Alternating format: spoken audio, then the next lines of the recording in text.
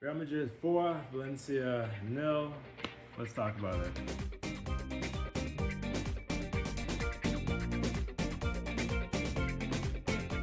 Okay, first time, my bad. First half, halftime report.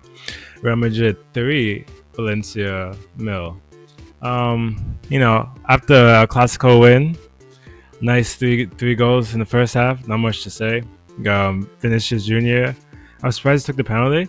To be honest, interesting thing coming into this game, and you can see like kind of during this game is the relationship between Xavi Alonso and Vinicius Junior.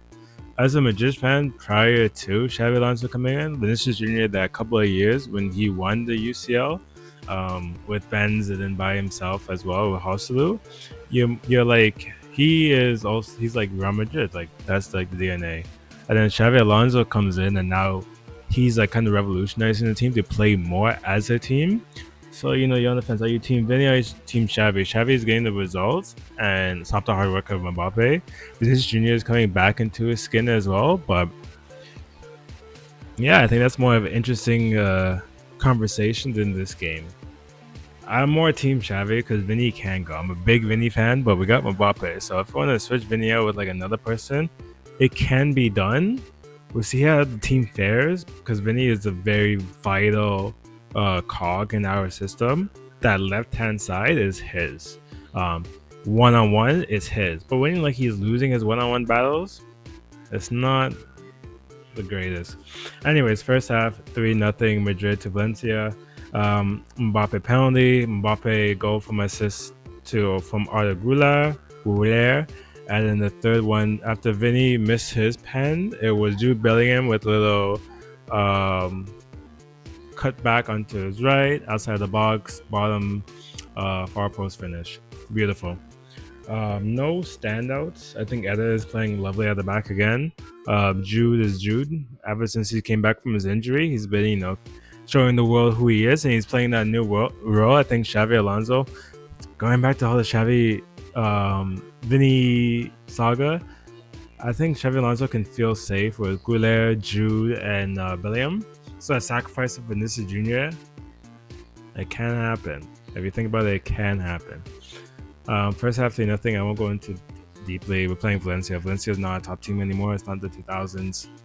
Yeah, we'll see second half, but seems like a easy dub. I'm more looking forward to the Blue Jays. Game 7, man. Game 7. And we're back. Full-time Real Madrid 4, Valencia Mill. This is like my Halloween fit. I'm a student. Got my college glasses today. I've got my books over there, wearing my backpack. You already know. Although it's the day after Halloween, but let's get into it. It's freaking lights against the glasses, making it worse. Anyways, yep. Real Madrid 4, Valencia Mel. Not much to say. Everyone did a good job. There's no hate anyone's way. Appreciation to our left back Alvaro. That goal he scored for the fourth goal in the second half, absolutely beautiful. It's been a minute since Real Madrid finally had that left back who isn't injury prone, because Mendy was it for a bit, but who isn't injury prone, isn't on and off like Ferran Garcia. It's more stable for like a 24/7, 38 games player, and that's Alvaro. I have no issues with him. Next to Dean, someone told me he's 20, so I shouldn't be hating too much. I knew that, but when someone reiterated it, I'm like, yeah, I'll give him time. He's a defender and he's 20 and he's on Madrid. I don't want to put too much pressure on the kid. Not me, but I don't want him to feel like there's too much pressure. Although it is Madrid, but like any 20-year-old, unless like you're King Killian or like even Vinny, tell you like 20, like 2, 23, was having a lot of issues. So, you got to give those people some time. So I won't go into Dean hard. Mastantuno, he's garbage. He's absolute garbage. He's 18, so we'll give him some time, but absolute garbage. I've had enough. But it's fine, he's 18. He does his job decently okay, being a hustler down in the right wing position. It's not like we have anyone better. Diaz, he doesn't fit the system enough for him to warrant a start. And Mastertuno, at least he does his crosses and corners, although it's not as accurate as I would hope, especially seeing Arsenal play and like their game tactic. I wish maybe Madrid can implement some of that. I know it's a little haram, but they be scoring. They be scoring. Um, I just want to talk about a few things. Actually, I wrote some notes. Of ours goal, 100%. Talked about that already. I think, I don't want to be too much on it, but I think he's a lovely addition. Probably our best signing of the summer so far, and it wasn't that expensive. Goat Mbappe, Gope. Yeah, 2 goals. Could score 3, but he wanted Vinny to, take the pen. Vinny, that was first half stuff. I think I talked about first half, but Vinny, he does his job.